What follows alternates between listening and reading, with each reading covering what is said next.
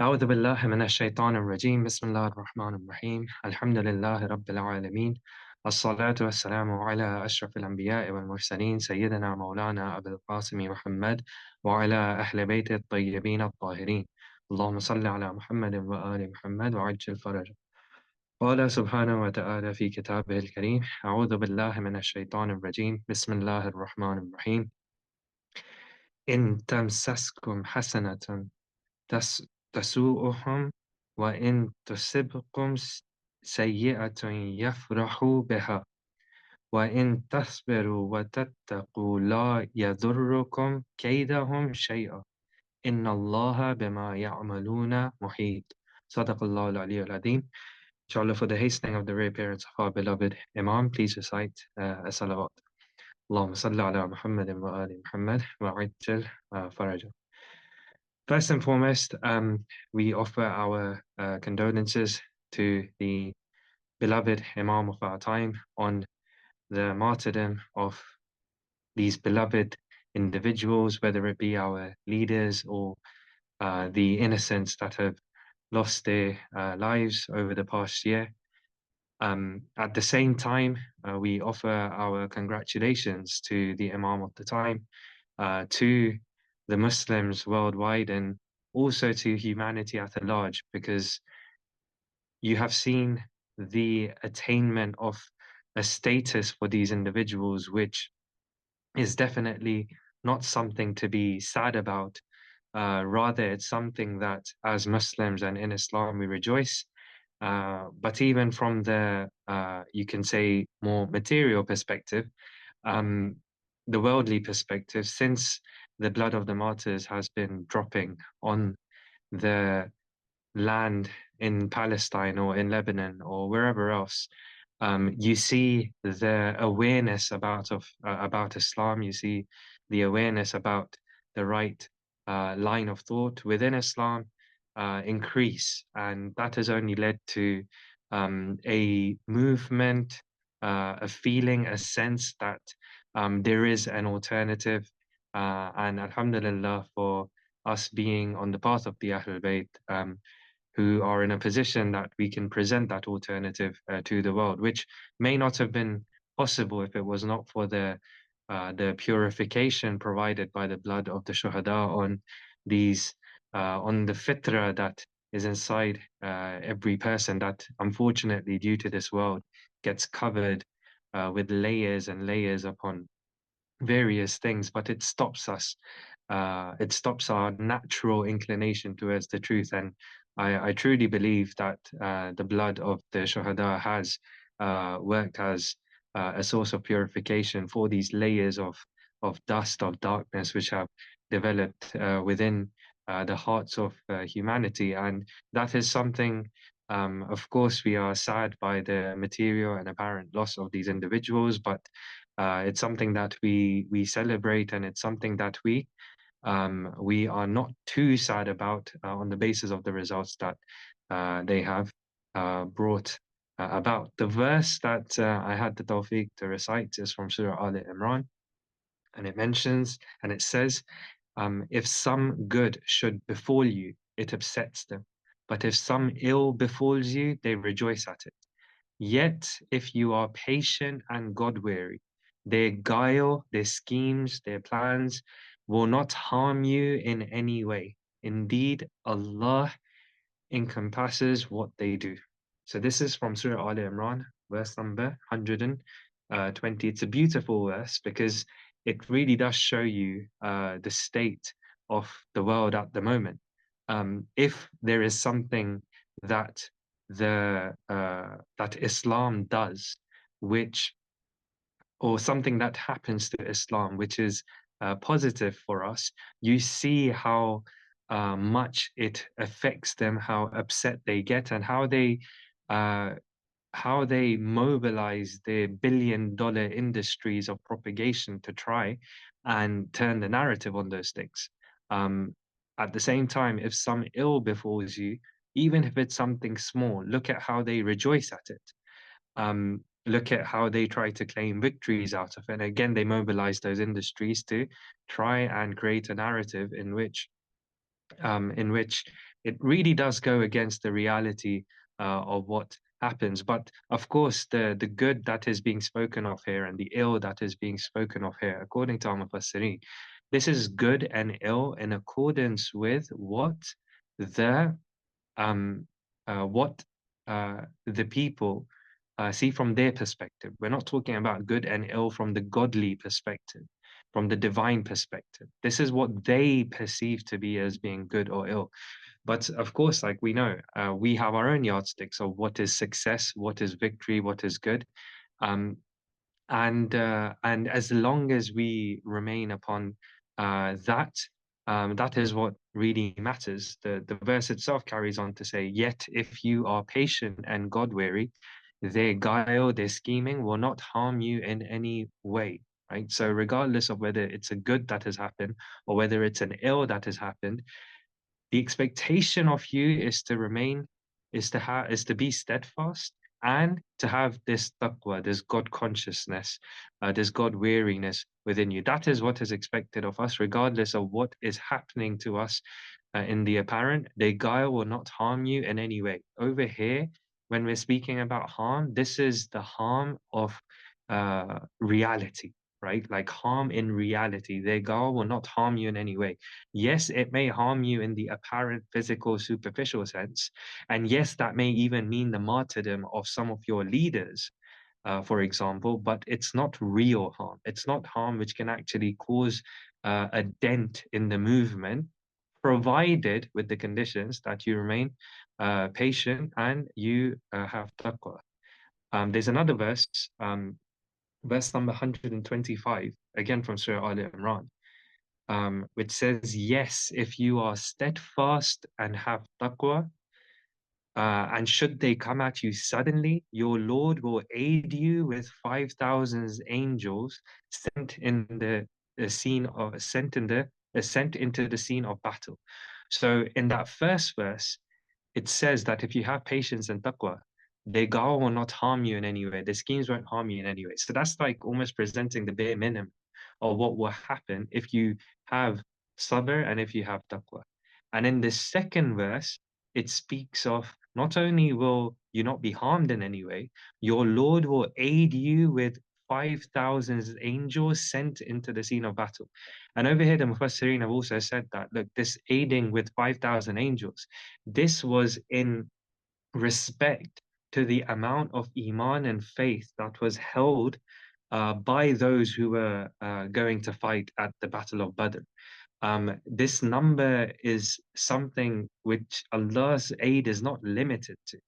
On the basis of how steadfast you are, on the basis of how much taqwa you have, this aid naturally increases. So remaining steadfast and having taqwa are repeatedly presented to us as tools that can help us in even the most adverse of circumstances. Right? Just keep this in mind as we move closer to our discussion. There's a beautiful narration from Amir al-Mu'mineen, Imam Ali ibn Abi Talib alayhi salam, in which he says, "If the heavens and the earth were closed in upon a servant, and then he practiced taqwa, or he was conscious of Allah, Allah would make an opening for them and provide for them from where they do not even expect it." Right? So um, Allah will provide an opening for them and provide for them where they do not even expect it. So again, you see in this narration that taqwa is being presented as one of the tools that if you cling on to, then an opening for you can exist from a place where you did not even think there was an opening, right?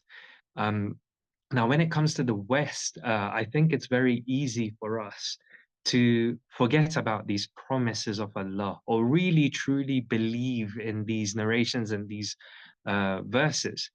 We look at the situation that we're in. We are trying to go on a journey in which the beginning, the middle, and the end is Allah. Whether it be the principles which form our foundations, whether it be the methods that we use, whether it be the destination. All three of those things are Allah. That is our beginning, middle, and end. Yet we find ourselves in societies in which everything is pushing you towards other than Allah. Whether it be the principles upon which you stand, they are trying to, we're in societies where you're pushed to adhere to other principles which are non-godly. So, for example, for a Muslim, the foundation would be Tawheed, right? So, upon Tawheed, we rest. Upon Tawheed, we do everything we do in life. Upon Tawheed, we understand what our methods are. Upon Tawheed, we understand what our destination is. So, we're living in a society where that's not even in the question. Your principles, you can't do your foundations upon which you rest cannot be godly. They cannot be Allah. They cannot be Tawheed. So um, that's the situation that we find ourselves in, where literally everything that is in and around us is pushing us away from trying to become uh, closer to the divine in any and every way. Now, when you're in a society like that, where you feel completely and utterly surrounded, um, and you come across verses like this, and you come across narrations like this, which say that, look, if you remain steadfast, and if you have taqwa, then Allah will open doors for you in places that you did not even expect there to be a door, right? So in societies like this, you would not even expect there to be a relief, a path in, or movement, or progress, or development forward, right? But that's exactly who Allah is speaking for. He's speaking for those people who find themselves in a situation where in the apparent, you don't know what progress and development you will make and from which channel. But the point here is that Allah has taken on the responsibility of making those doors, of making those channels. He has made you responsible for remaining steadfast and having taqwa, whilst he has taken on the responsibility of creating those doors and paths for us in which we can progress. I'm not going to delve into this too much, but just in passing, when we say that we need to remain steadfast, what do we mean, right? And I'm sure with other scholars, I say other scholars, like actual scholars, as opposed to me, who's just a simple, humble student of the religion. I almost have shivers running down my spine being introduced as a sheikh. I would call that what's it called? There's a word for it, false advertising. That is not the case. I'm just a student of the religion. But I'm sure you've heard the correct definitions of these terms from them. So I'm not going to delve into it too much.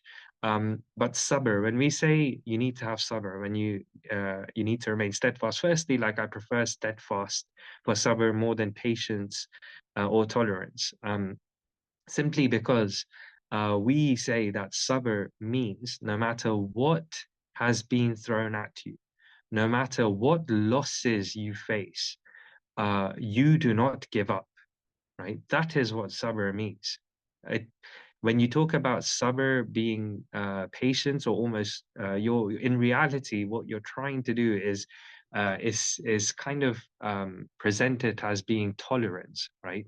Um, Sabr in Islam is not a passive state of tolerating whatever is thrown at you, right?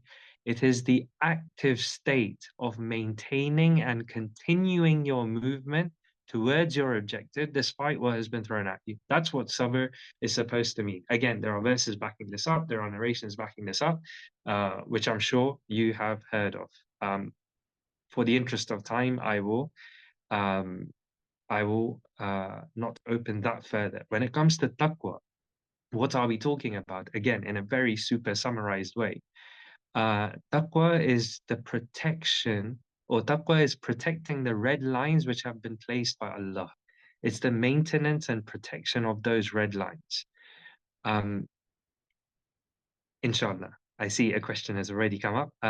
when I do get the chance, I will hopefully, I will either present the verses and the narrations, or I will point you in the direction of books and articles which speak about this in more detail, right? Um, so taqwa being the protection of the red lines placed by Allah. Now, this could mean many things, right? Having taqwa, um, this could be in terms of not compromising on ahkam, right? So, for example, you go to a job and you know to get into that job or to progress in that job, you need to shake hands with non-mahrams, right? Having taqwa in such a state is not compromising on the ahkam of Allah, in which you are not allowed to shake hands with a non-mahram, for example, right? This could be in terms of not compromising on your beliefs, right? So I could bow down to my boss. I could bow down to money, to power, to wealth, but I'm not going to. I'm going to make sure that my end goal will always remain Allah. That is my belief, and I will not compromise on that. Um, it could also mean protecting yourself or from attributing hopelessness towards Allah, right? So you're going to protect yourself from this feeling of, I no longer have hope. I like, where is this path? Where is this door, this makhraja that the narration speaks about? Where is this coming from? Like you become hopeless to it. So protecting yourself from this feeling, right? Now, when it comes to both the Palestinian community and the Lebanese community, you see both of those. You see both of these communities um, exercising amounts of sabr and taqwa, which I don't think would have been possible to even understand if we hadn't seen it ourselves. Look at how they have remained upon their path. You don't see either of the communities coming out and saying, we give up, or we're no longer on this journey and we will go on the journey you want us to go on. So you see this sabr. You see this taqwa, for example, where, no matter what they target, you see this side only targeting, military structures. Why? Because, or military targets. Why? Because we refuse to cross the red lines of ahkam, which are set by Allah, for example, right? They don't become hopeless in the promises of Allah, right? So you see this taqwa being exercised from both of these communities throughout this. And for both of them, you can see that Allah has accepted their sacrifice, and through the sacrifices that they have made, Islam is coming out as being victorious. Through the apparent losses, through the losses of this physical realm, you see that ultimately Islam is coming out victorious. And the verse number 120 that we mentioned from Surah Al Imran, it said, what? If some good should befall you, it upsets them. But if some ill befalls you, they rejoice at it. Yet, if you are patient and God weary, their schemes will not harm you in any way. Indeed, Allah encompasses what they do, right? Encompasses what they do. In the end, this verse says, ultimately, Allah is the one who has control over everything, right? So don't be disheartened or dismayed by apparent losses, and don't feel too boastful or prideful with the apparent victories either. Your responsibility is having taqwa and sabr in both of these situations. Ultimately, Allah has a plan. Ultimately, Allah has a plan. And a part of that plan is sometimes you will be apparently victorious, sometimes you will apparently face losses. But He has a plan, um, which is to which is to help progress humanity in this world through the test that he lays down until we are able to reach a society under the leadership of his hujjah, which becomes the ideal. Right? That's what we are all getting to. But this idea of like Allah, it is within, Allah is the one who encompasses everything. Like there's a beautiful quote from our dear beloved Sayyid, in which he says it's such a nice quote. I'm just going to read this off. Just absorb this for now. I wish to finish my talk by a spiritual statement. I'm sure you've all seen this clip. It's a good reminder. Look, In our culture, we have faith in Allah. And Allah has the heavens and the earth under His will, and everything is in the hands of Allah. Our intention is to carry out our duty because we are servants of Allah and we worship Him. We worship Him through our struggle, through our prayers. Even if they are able to surround us and corner us in a small place, let me tell you how we feel. Even if you surround us, we feel like we are not surrounded. Why? Because the earth is with us, the mountains are with us, the deserts are with us, the sand is with us, the canals, the rivers, and the oceans are with us, the clouds and the winds are with us, the sun, the moon, the stars, and the seven heavens are with us. The angels and everything Allah created is with us. In reality, we feel that you are the ones who are surrounded. From the biggest superpowers to all our enemies, they are the ones who are surrounded. We are not the ones who are surrounded. If someone believes in Allah, it is not possible for them to feel they are surrounded.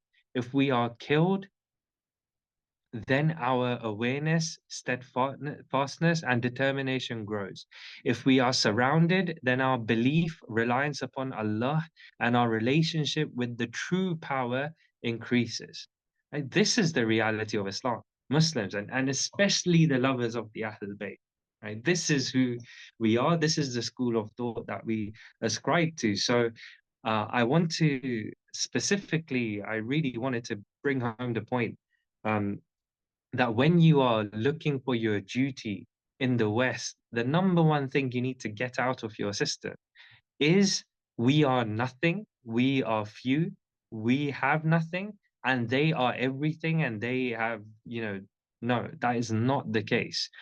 And I would say fundamental to any action that we do is our duty fundamental to any action that we do, our duty is to recognize that we are not nothing. In fact, if we remain steadfast, if we have taqwa, then we are linked to the infinite. We are linked to the ultimate power. We are linked to the one who not only controls everything external, but he controls the pumping of the blood in their hearts, right? So uh, that's the first thing we need to really get clear in our minds if we're working um, for the sake of Islam in the West, that we need to stop coming from the perspective of we are nobodies, right? That's never been the case. Um, so no matter what befalls them, there is an expectation from them that it is they who remain uh, steadfast. Like the victory is in remaining steadfast and having taqwa, right? If they do that, they are victorious, regardless of whether they remain alive in the physical realm or are gifted the transition out of this physical realm. Right? That's something that we need to keep in mind. Now, moving slightly closer to okay, what is our responsibility then? Um, Beautiful verses from Surah Al Imran 169 and 170. Usually, we mention these when we're talking about the shuhada. أعوذ بالله من الشيطان الرجيم بسم الله الرحمن الرحيم ولا تحسبن الذين قتلوا في سبيل الله أمواتا بل أحياء عند ربهم يرزقون. Do not suppose those who were slain in the way of Allah to be dead. No, they are living and provided for near their Lord. Now, we mentioned this narration a lot. Many scholars have spoken about it. I'm not going to open this up too much. The next verse is something that I do want to focus on, though. فَرِحِينَ بِمَا آتَاهُمُ اللَّهُ مِنْ فَضْلِهِ وَيَسْتَبْشِرُونَ بِالَّذِينَ لَمْ يَلْحَقُوا بِهِمْ مِنْ خَلْفِهِمْ. Delighted in what Allah has given them out of His grace. They're talking about those who were slain in the way of Allah.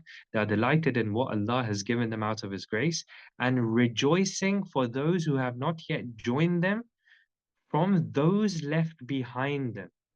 Right? This is what I wanted to kind of highlight over here. So the Mufassirin have stressed that once these individuals reach Allah in this manner, they are delighted. They're reveling in what Allah has given them and they're rejoicing, right?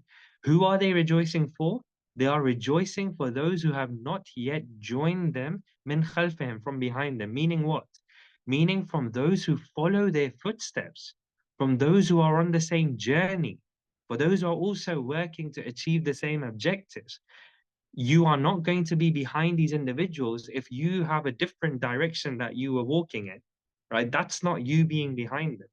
They are rejoicing for those who have not yet joined them from those who have been left behind them, right? So the Mufassirin say that this is specifically talking about those individuals who are on the same path and they have not yet seen the reward of their efforts the way that those slain in the way of Allah have seen already. But the condition is this: you have to be walking behind them, which again points us towards responsibility what our responsibility is. Surah Ahzab, verse number 23, again, very similar verse, another verse used to speak about the shuhada. من المؤمنين رجال صدقوا ما عاهدوا الله عليه فمنهم من قضى نحبه ومنهم من ينتظر وما بدلوا تبديلا. Among the faithful are men who fulfill what they have pledged to Allah. There are some among them who have fulfilled their pledge, and some of them who still wait. And this is the key bit, and they have not changed in the slightest, right? They have not changed in the slightest, meaning they remain steadfast upon that journey, right? What is this journey? What is this path that we are expected to continue? And that is what brings us closer. Almost, you know, reaching distance to, okay, what is it that these individuals are doing? What is it that our responsibility is, right? There is a beautiful narration, a very powerful narration from Amir al-Mu'mineen. This is, I've taken this from the discussion. You guys have probably all heard of the book, The 250-Year-Old Man, or Insan Devista Panja Saleh. What you may not be aware of is that this book was actually published in 3 different volumes. So there's volume 1, which is like an introductory discussion, which is about 40-50 pages. There's volume 2, which is about 250 pages, and that is the one that people know of mainly, and which has there's been not very great attempts, but there have been attempts to translate that into English. There is a link which, inshallah, if I remember, if someone makes a note of this, then afterwards I can pass on to the admins, where you can get a semi-decent PDF translation of this. I'm fully aware there's a very not good translation of this, but there is a semi-decent one which I can send a link to. However, there's a volume 3. So volume 2 is 250 pages. There's a volume 3 which is 1,600 pages. And all of these discussions are the analysis of Sayyid al-Qa'id on the socio-political struggle of the 14 Ma'sumin, right? Now, what I'm about to quote to you is a narration that Sayyid al-Qa'id mentions in the section which is speaking about the ceasefire that Imam Hassan alayhi salam had signed with Muawiyah. What is it that the second Imam did when the apparent victory was not able to be achieved? Then what is it that he expected everyone else to do? And Sayyid al-Qa'id summarizes that with this beautiful narration from Amir al-Mu'mineen, in which Imam Ali alayhi salam says, when you lose me, you will see things that will make you wish for death: injustice, hostility, monopolization, the belittling of God's rights, and fear for lives. When this happens, you must collectively protect yourself with a divine bond and avoid division. Adopt resistance, prayer, remembrance of God, and one last thing, which I'm semi-afraid will take up most of our Q&A, taqiyya. And know that God despises those who change their stance constantly. Do not abandon the truth and its people, because anyone who chooses another over us will lose the world and die as a sinner. Meaning what? They'll also lose the hereafter, right? So This gives us an idea of what responsibility we have when they have left and we want to continue upon the path that they are on. One thing which I want to specifically highlight, the first advice upon which everything else is built that Amir al-Mu'mineen has given is what? When this happens, you must collectively protect yourselves with a divine bond and avoid division. And on the foundation of this, what happens? Adopt resistance, prayer, remembrance of God, and taqiyya, and know that God despises it, and so on and so forth, right? But the foundation is this you must collectively protect yourself and with a divine bond, right? Now, what are we talking about here, right? And for those of you who have not read it, I strongly recommend you to read the Islamic Beliefs, Reclaiming the Narrative book, Sayyid al-Qaid's lecture series, which was transcribed and turned into a book, the section of Wilaya, right? So he speaks about this in detail in the section of Wilaya, right? Amir al-Mu'mineen is saying to us that when things go pear-shaped, what is the first most fundamental thing you are supposed to be focusing on? And that is the thing that is going to protect you. Remember, he says you must collectively protect yourself with a divine bond, right? This is the concept of wilaya, right? We say wilaya is an attachment that is so strong, nothing external can take it apart. Some of our scholars use the examples of two drops. They say that you see two drops and they travel towards each other. And when they get to each other, they become one. Now try and separate the two drops. It's not possible. Or for example, you have two pieces of metal. You melt the metal so they become their molten form. And then you put that in a mold and then you cool it down and it becomes one solid piece of metal. Now try and take out one of those original pieces with the other. It's not possible, right? So wilaya is an attachment that's so strong that it cannot be taken out from external forces. Now, in the discussion of wilaya, again, because the book is there, I'm not going to go into this in too much detail. There are two types of wilaya, two types of attachments which have been introduced to us. One is what we like to call horizontal wilaya, and one is vertical wilaya. Horizontal wilaya is a reference to the attachment we have with other mu'mineen, right? With others who are also wanting to go on the same path, right? That's horizontal wilaya. Vertical wilaya is a reference to the attachment we have with those who we consider to be an authority over us, right? So these two need to be strengthened as much as possible. And this will be what protects us and forms the foundation of any work that needs to happen.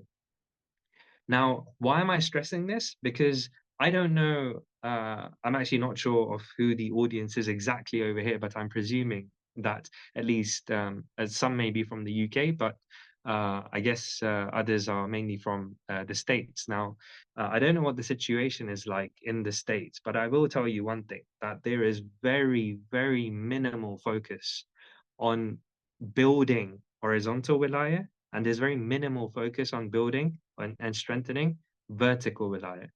I'm sure you guys have all heard of Sayyid Hashim al-Haydari, right? So he's the scholar from Iraq who gives really nice speeches. He said something once. He said he was asked about the responsibility that that people have who are trying to work on this khat, the khat of Sayyid al-Imam, the khat of Sayyid al-Qaid. What would you advise as their responsibility being if they're trying to do this work in the West? And his response was that if anyone is working on this khat, then they need to understand the leaders of the revolution better than they understand their own fathers. He says this is an absolute must. It's a prerequisite. if anyone wants to go on this journey, that the strengthening of the wilaya with those who have authority over us, that will be our leaders right now, our rightful scholars right now, is an absolute must. And it is scary, to say the least, how little those who claim to be on this khat set out time, actually have a scheduled kind of, portion of their day, or their studies set aside for learning about the thoughts of our leadership, right? Um, Look, we're not telling you to understand the leadership uh, because they are the destination. That's not what we're saying.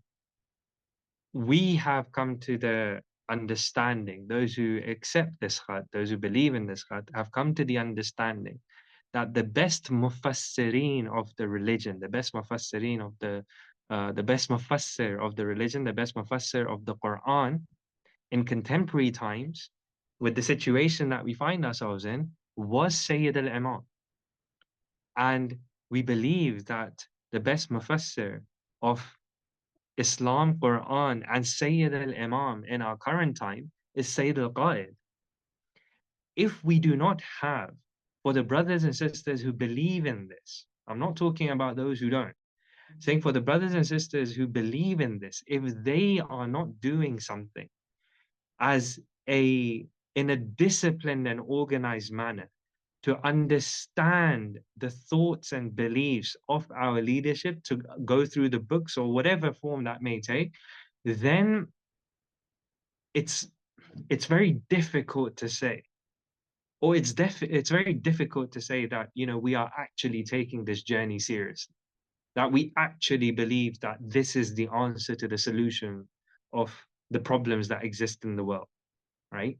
That strengthening of that vertical wilaya needs to happen, and we need to be serious about it, and we need to be organized and disciplined about it.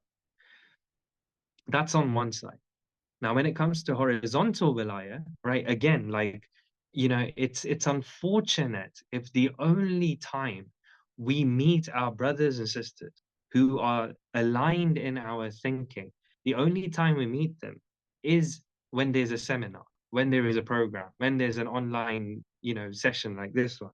If that's the only time we're meeting them, but we are not a part of each other's lives, can we really claim to have wilaya? We go to these programs in our individual bubbles, we listen to whatever we need to listen to, and then we go back to our individual bubbles, right? In North America, I would say that this problem is actually um, slightly more visible than it is in the UK. The reason why I say that is because in North America, at least the communities that I knew of, um, they all live in the suburbs, right? In the UK, it's very different. We all live in cities, so it's slightly different. Like, we're all kind of, whether you like it or not, you're gonna bump into someone, right? But in North America, generally the Shia communities are spread around the suburbs, right? So you live in your suburban house, and you have your school in the suburbs, and then there's a center which is in the suburbs, disconnected from the society, the wider society, in that sense. And that's how you kind of continue to live your lives, right? Now, where are we becoming a part of each other's lives, right? Where are we taking on responsibility for one another? Where are we spending our resources to benefit someone else without expecting anything in return? Where are we taking the harm that is coming to one of our brothers or sisters on ourselves, even though it's their responsibility, right? But you're taking on yourself. Why? For the sake of increasing that attachment and bond we have with one another, right? Like that, are we moving close? At the very least, I would say, like, on a very superficial level, just our geographic distance need to reduce as much as possible, right? So that we can, so we give each other more of a chance to be um to have that stronger bond, or that stronger attachment, right? That needs to, it is an absolute must. By the way, everything that we said in the last 5-10 minutes is a prerequisite to actually doing work. right? If you do not have a community, and if that community is not has not got a strong relation with those who have authority on top of them, right? Then whatever work you may do, you may not even realize it, but it may be harming the movement. Whatever work you do, it's almost like trying to put up a structure uh, when there are no foundations. Yeah, fine, you may be able to build a building. Ultimately, that building is not going to be sturdy. Ultimately, that building will always have this threat of falling down at the face of a strong wind. It doesn't mean the building was wrong, by the way. You may build the exact building, or you may be in the process of building the exact building, or you're going in the right direction. But if those foundations are not there, where the core that is building up this building is not working on strengthening relations with one another and is not strengthening relations with those who have authority over us, then everything else does not matter. Just to give you an example, we have that famous narration in which the people of Khurasan, a representative from them, if I'm not mistaken, came to Imam Jafri as-Sadiq alayhi salam, and he said to them that, Imam, rise up. We have a whole community, I have a whole group of people who are ready to back you. And the Imam didn't ask about how many weapons they have, how many they are, how, do they have the finances in order? He didn't ask any of that. He asked one question. He said, is the state of the people such that a person can put his hand in the pockets of another, take whatever they want out, and that person won't even ask how much they've taken? And they said, no, Yabna Rasulullah, this is not the case. Then the Imam said, then go, you're not ready. So even if materially we have whatever we think we need to be a success in the West as the Shia community, if we have not got a strong sense of wilaya among us, and if we are not strong in our relationship vertically with those who have authority over us, then it won't matter. It won't matter. It's as simple as that. So I mean, just to, I'm quoting the leader here from the book now, from the Islamic Beliefs Reclaiming the Narrative book. This is how he spoke about the importance of wilaya, right? It's a beautiful example. The small number they were, so talking about the Ahl Bayt and the followers of the Ahl Bayt, the small number they were, on top of all the pressures which existed, including but not limited to being sanctioned, quarantined, imprisoned, tortured, exiled, and murdered, shows what a treacherous journey they have been on. And it also shows us that the journey that we want to go on is not going to be an easy one. Of course, though, it's not an easy one.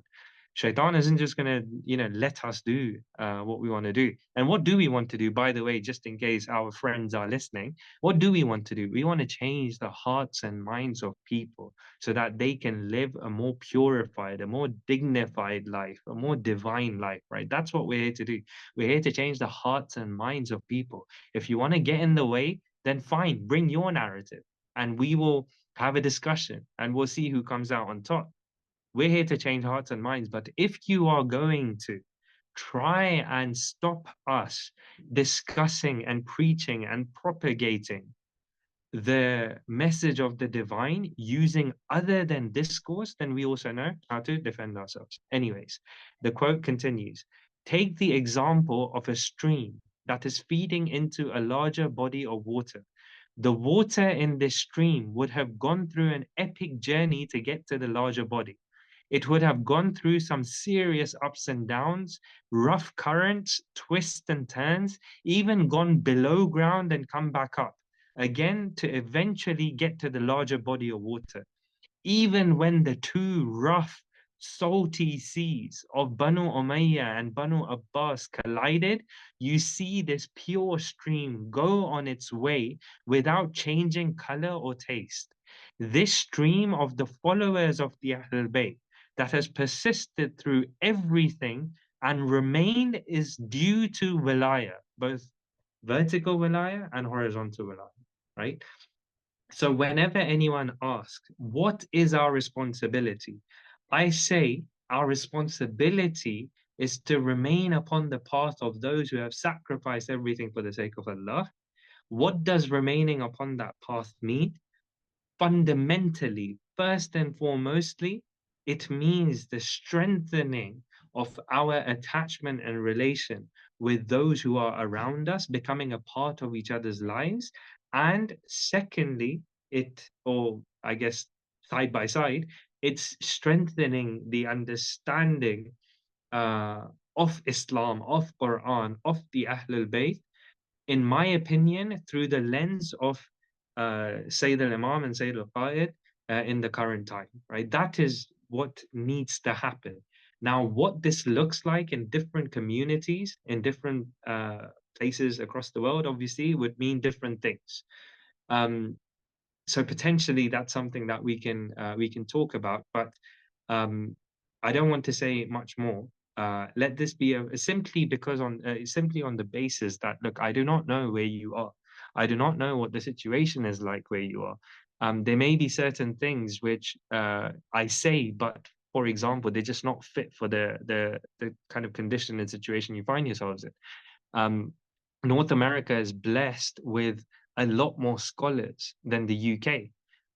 It's blessed with a lot more scholars who are believers, or at least have a positive attitude towards revolution and resistance and so on and so forth, right? So there are plenty of people who can guide you towards what needs to be done at a local level, right? And therefore I didn't want to get into specifics too much, but one thing which no one can deny, you know, whether it's those who say you shouldn't be protesting, or those who say you should be protesting, or those who say you shouldn't be too open, or those who say no, you should be open, and so on and so forth. Both of the sides, the thing that they cannot deny is the fact that we need to strengthen our wilayah. One of my issues is with those people who say that we should go all out and have no kind of red lines, and you know, like we should not be compromising in any way, shape, or form. My issue is that you have to recognize the community is not ready. And what are you doing? My question is, what are you doing to make the community ready so it can be more effective? And then my question is the same to those who say, no, you shouldn't go out because the community is not ready. So don't protest, don't do this, don't do that. Like, you know, for whatever reasons they may present. Ultimately, it comes down to, well, because the communities are not ready. Again, my question to them would be, okay, well, what are you doing to make the community ready? On one side, if you ask them to do something and they're not ready, the community is going to run away from you. On the other side, if you tell them not to do anything, but you're not doing anything to make the community ready, the result is the same. There's no movement, right? However, what both sides should agree to is that we need to make our communities ready. And I believe that that readiness is going to come out of strengthening wilaya, whether it's horizontal or vertical wilaya. On the basis of that, um, we increase our capacity to be able to do something. Otherwise, we are going to remain as ineffective as we are right now. How is it that the lovers of the Ahlul Bayt are at the forefront of changing the world in the East, but those same lovers of the Ahlul Bayt, if they disappeared right now from the West, no one would even notice? Why is that the case? And my strong argument and contention is it's because we don't have wilaya and they did. Whatever they did was built upon the foundations of wilaya. You see wilaya through all of their actions. You see wilaya um, throughout whatever it is they do. And over here, even those who are working, one thing that you see missing is wilaya. They're focused on serving the community. They're focused on carrying out different projects. But when you ask them, okay, fine, you're serving the community and so on and so forth. But this core that you have, for example, what are you doing to build stronger relations with one another and strengthen yourselves? And you see that, you know, it's almost non-existent. Anyways, I have taken a lot of your time. And I don't have too much time myself, but inshallah, I can hang around. for as long as possible. I am more than happy to take on questions. I don't expect answers, but I'm really happy to listen to the questions or see the questions. Anyway, I have nothing else to add for the moment from my side. For the hastening of the reappearance of our beloved Imam, please recite salawat. اللهم صل على محمد وآل اللهم صل محمد. على محمد وآل محمد وعجل فرجهم. Thank you so much, Sayyid, for sharing your wisdom. I myself benefited a lot, and I'm sure that the others that have joined us in whichever time zone have also benefited. One of the main takeaways that I took from your speech was a point that is certainly overlooked when we were observing the situation, and that's Tawheed and Iman. And it does seem redundant to some of us when we hear that, but I appreciate how you broke it down to us, and you quoted the hadith of following the path and what that path is, and what it does it mean to follow that path, and what do we need to do. And another key takeaway that I had was also the horizontal and vertical aspects of walayat. And you mentioned Islamic thought reclaiming the narrative. I have the Farsi copy in my bookshelf, and I could say that it's a very, very important book that everybody needs to read. And the first chapter is actually of Iman and Tawheed, and it's a textbook that you can read over and over again and still take every time points that are beneficial to you. So I actually shared the same question of one of the members, that Islamic belief is a large book. How can we understand the book deeper and clearer? And do we need a teacher for it? And if there's any sources, Sheikh, that you may have that can be of benefit for us.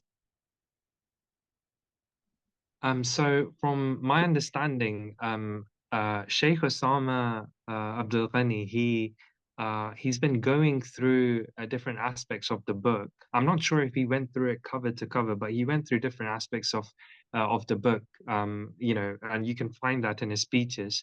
The speeches that were given by Sayyid al-Qaid were not given to like Hausa students, or they were for the lay people. So it's not like you can't understand the book and you won't benefit from it if you just go through it yourself. Although one of the things that we've done over here in the UK is we have these different circles in different cities, and they are going through the book. And it's interesting because some of these circles, we finished the book in maybe like 4 sessions, like once a week, 4 sessions.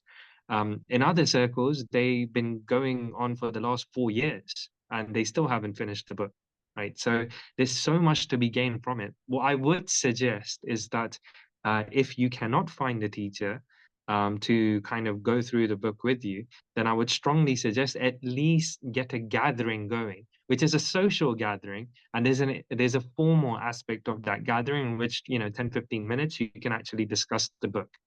Um, I would super strongly recommend that. One of the things that in these sessions that we do, the first 10, 15 minutes we speak about, we introduce like a different shaheed, and then we go into a discussion of the book, and we began to realize that especially a lot of the Mashhadi shuhada, they were either, we actually got proof that they were in those sittings where the leader was giving these talks, or you can tell that they were influenced one way or another by those gatherings. So it's a noble path to go on, and I would suggest that if we're talking about strengthening horizontal wilayah and this horizontal attachment, what a beautiful way to do it. Like, get together with your friends and have this discussion. I feel that you would definitely get more out of it in that manner. Mm. Yes, absolutely. Thank you so much, Sayed. Secondly, I guess in the interest of time, I'll go straight ahead into the next question. This was a private question that was submitted by one of the members. A few years ago, there was a lecture series at AIM about living under the system of Taghut. The Sheikh at that time mentioned that either we migrate from the West to lands under the Walaya of Allah, or we compensate. What does it mean to compensate? What if it endangers our job, social status, or makes us end up in prison? Again, very good question. So there are two. Look, there's two schools of thought when dealing with that question, right? Both of those schools of thought accept that you cannot live in the West for no reason. You cannot live in Dar al-Kufr for no reason, right? Um, if you are here, you need to be you need to be uh, active. I'm going to try and use my words very carefully here, right? If you are not able to be active, then you have to migrate. There is no third option. So either you're active or you migrate, or that's it. There's no like third. You can't just be here and chill. I think across the board, across all of the ulama, regardless of which school of thought you belong to, the understanding of living outside of Dar al-Islam is pretty much understood, right? Now, our dear beloved Dr. Sikol Ishfar, who gave those lectures, he's of the opinion that in the West, it is not possible for you to contribute in the manner which justifies you staying here, therefore you should migrate. That's his opinion. He poses it as a question that, look, at the very least, you better be, there should be some sort of atonement, right? But he is of the opinion that, look, in the West, it's not possible. Other scholars, other very senior scholars, they are of the opinion that's not the case. They are of the opinion that, yes, right now we may not be in a position where we can have a significant effect, but it becomes wajib on whoever is staying here to build themselves up and their communities up, so that they can eventually have that effect. If they are not doing that, then even they say, yes, you should migrate, right? So it's either you're helping build a community that can be effective. If you genuinely believe that you can't be effective and there's a fear for your own Islam and so on and so forth, um, then yeah, like you should be not here basically. In terms of how far you can go and stuff, this is where leadership is so important, right? Leadership is what's going to tell you that, okay, right now in this current state, this is how much we can push and this is how much we won't push, right? And that's very specific to each area, so it's difficult to say. But what I will say is that we need to, whatever we do, whether it's our studies, our careers, or whatever it is that we're planning to do in our lives, right? We need to know how every step I take living in the West is connected to the movement. And if we cannot make that connection, really rethink of why we're doing whatever it is that we're looking to do, right? So I guess that connection always has to be there. How that connection is made, like it's very difficult for me to say not being a part of your community. Jazakallah khair. Thank you so much, Said. So the next question is, elections are coming up in the US. Many Muslims around us have lost faith in the two major parties, but are turning towards third parties. Is it wise to vote at all? Isn't every vote a vote of confidence for this Taghuti system? And I'll actually add on to that question a little bit because it's been a discussion in some of the youth groups that I've been a part of. So they mentioned that one group is 100% evil and the other party is 99% evil. So is it wise for us to vote for the less evil party, or is our vote altogether a subscription to the Taghuti system, which has a very aggressive foreign policy and racist policy towards Arabs and Muslims? Good question, and I'm going to do my best to not answer that. Or give you a non-answer as it is, but Mhm. hopefully just pointing you in the direction of certain principles we have to be aware of, right? Mhm. So one group tends to be like, look, we need to, we need to participate in these elections. We need to participate even in the government.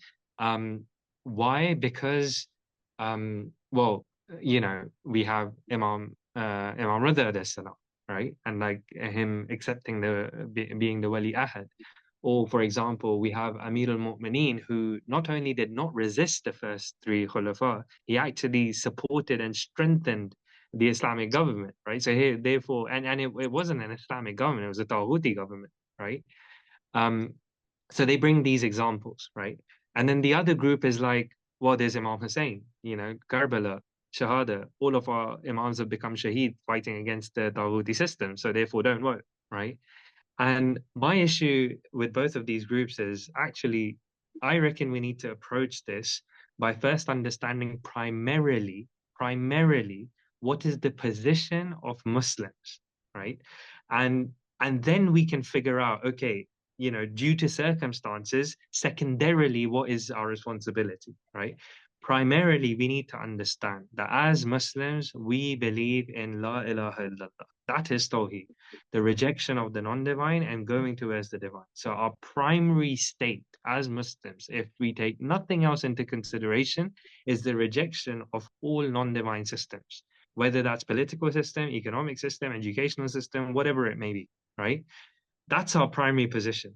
Now, those who are saying, no, still go out and vote for the system, for example, go and vote as a part of these elections and stuff. My question is this. Are you coming from the perspective that primarily Muslims can legitimize a non-divine system, right?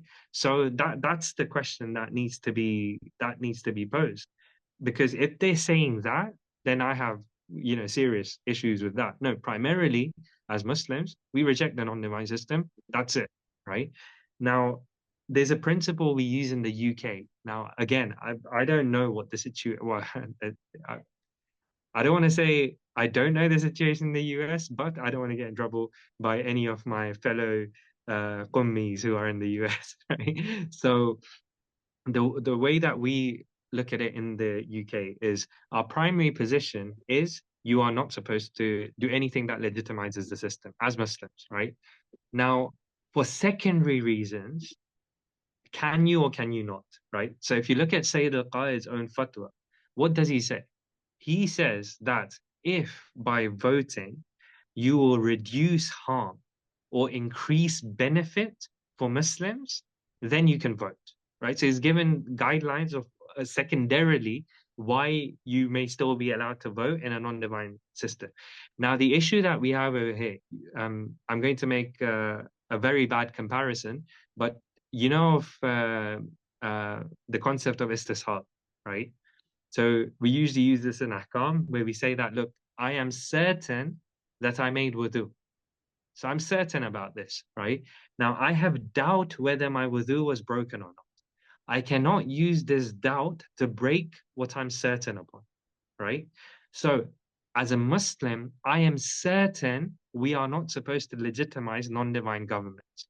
Now, I have doubt here in the UK whether my voting will decrease the harm for Muslims or increase the benefit. So I'm not sure, because if I vote for Labour, for example, then they push for state control. They push for, eventually down the line, they'll be pushing for making homeschooling illegal and so on and so forth, right? And also you have the LGBTQ agenda and stuff like that. If I vote for the Conservatives, then you're talking about very similar to the West. You have this racist, super pro-Israel, all of those kind of things come into play. So I'm like, look, I'm not sure whether me voting one way or another will actually reduce harm or not. So what do? Because I have doubt about this, I go back to what I'm certain about, which is primarily as Muslims, we do not participate in the legitimization of the non-divine system, right?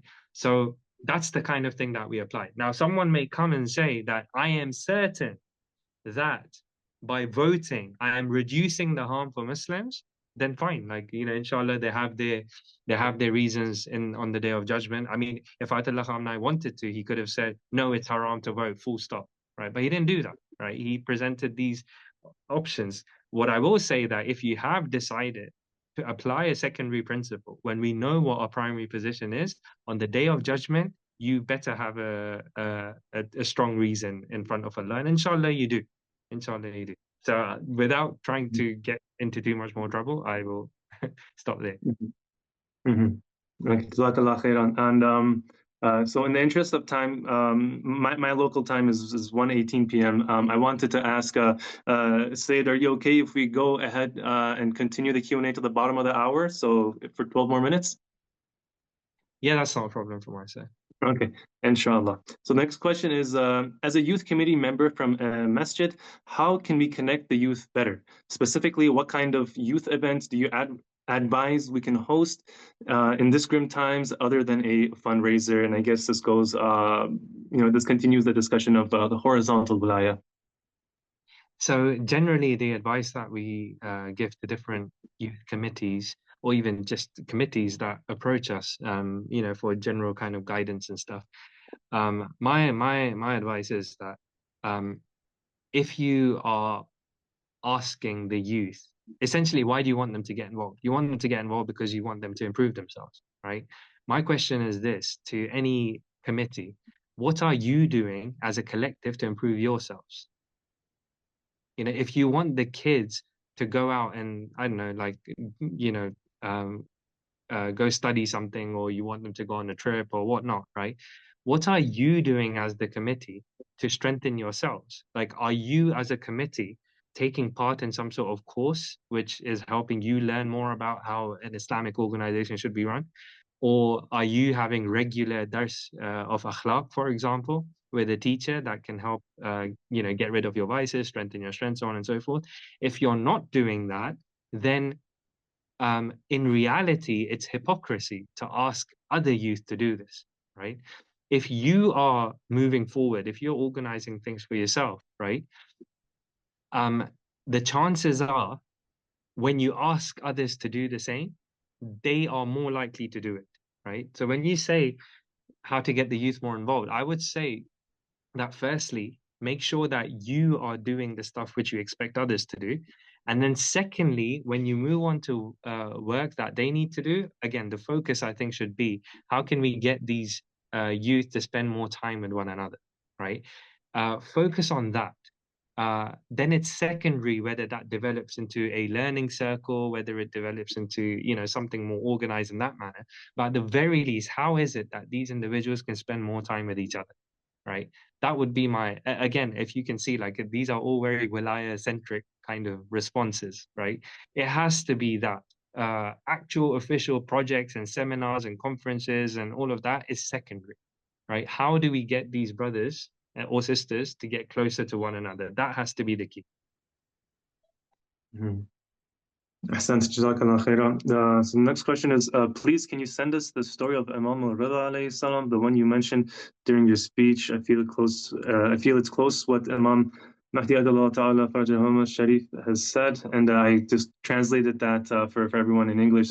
And the hadith is, even if our affairs and Allah's law for obeying Him is based on a gathering of hearts in fulfilling the covenant with them, why would Yemen be late for them to meet us? And may happiness be hastened for them by observing us on the right of knowledge and charity among them. So, Sayyid, if that's possible with you, we can take that one offline and then share the source of the story with all the members afterwards. Yeah, so all of the verses, all of the Mhm. narrations that anyone Mhm. requires, if you just make a list of that, and then inshallah I can respond offline with that. Sure, inshallah. Next question. What should we do when we notice our communities lack or fear speaking about certain individuals or aspects of Islam? What is our duty to our community in those situations to maintain horizontal wilaya? Number one, find those who do align with you, and make sure that those who are completely aligned have a separate space, which is not with people who are not aligned. They have a separate place where they are gathering on a regular basis so that they can flourish and grow without the need to compromise on the khat. As they flourish through that closeness they have with one another, they can then start thinking about plans and ideas of how is it that we can spread this narrative within our community, right? So I would say number one is, yes, the community may not be thinking the same way, or not everyone is thinking the same way. I'm saying at least the ones who are, make sure you are taking them aside and creating spaces for them where they can regularly meet and grow, and then you can have plans with a core team that can help change the narrative of the rest of the community. One thing which I don't think is a good idea is using the member or using an open platform to try and convince everybody. It's not going to happen, right? It has to be through. Al-Panahiyan says this. He says, um, until the good don't become better, the bad won't become good. right? So there's this idea of taking the ones who are more aligned, giving them a space where they can grow further, so that those who are not there, with their presence of these bettered individuals, they also start coming closer and closer. Mhm. Mhm. Excellent. Jazakallah khaira. There's a follow-up question to a question that was asked previously on engagement of the youth in the community.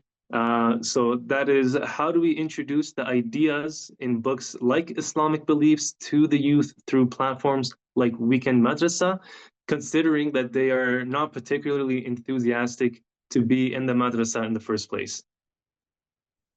Your target is the parents, it's not the kids. It's as simple as that. Find a way to get to the parents, and make the spaces for the kids as enjoyable as possible. But your mindset should be that I need to get to both parties. If you don't get to both parties, then you have to understand the source of them not wanting to be there is not always them. It's the environment, the family, and so on and so forth that they're in. That treats the madrasa as this creche where we just want to get rid of our kids for a few hours so we can relax, kind of thing, right? So it has to be a wider approach. But again, without knowing the community, without knowing that specific case, it'll be difficult for me to. I'm just thinking about it with our experience when we've had kids who don't seem as enthusiastic. Is that okay? Can we provide something for their parents, which at the very least may keep them together in that space, right? So for as in not with the kids, but for example, you have a separate room where there's like tea and coffee, and they can sit down, and maybe a scholar comes and they can have a chit chat with the scholar whilst the kids are, in the madrasa. So the parents feel more engaged, or the adults may have, I don't know, badminton or baseball or American football. I don't know what you guys play with it, right? There's something that they can do. So figure out a way not just to get the kids more engaged, but get their parents who don't just drop them off and leave, kind of thing, engaged, and hopefully that should change the culture that they have as Ahsan, thank you for sharing your experience as well with that question. And seems to be the last question here, and it's good timing as well. When we can't find those who completely align with us in our community, what would you recommend we do? well. Find the one who's not closely aligned, but is more open to the idea than anyone else. Become their friends, strengthen relations with them, and go from there. Right? It's as simple as that. It's not.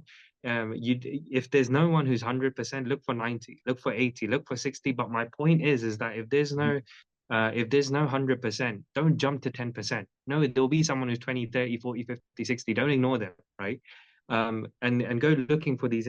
How you can go looking for these individuals, that's a whole other discussion, right? There are things that can happen that help you do that.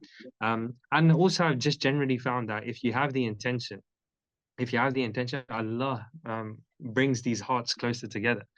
And by the way, especially in the time that we live in with everything that's going on, a lot more people are more open to this school of thought. Their hearts are a bit softer towards the school of thought. So it's um it's about finding the one that is not 100% but almost there, and then okay, start working with them, right? And so on and so forth. It has to be natural, it has to be organic, it has to be baby steps. But you don't know what that will turn into. The Prophet said, "The six people bring me one person each next year," right?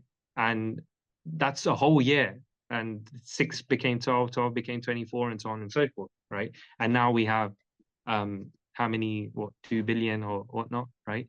So we have to think of it from that perspective.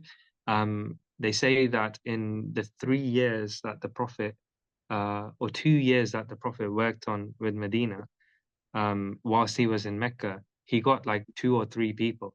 If if that was like a resident scholar, and he said, in 3 years I've managed to get like two, three people, we'd probably fire him, right? But that's what it's supposed to be. It's supposed to be baby steps. There'll be times where, just like the funeral of Lady Zahra sallallahu alaiha, we have five people. There'll be times like today where you have millions and millions, right? That's fine. It's just a part of it. But you do your work with who you can, in the most natural and organic way possible.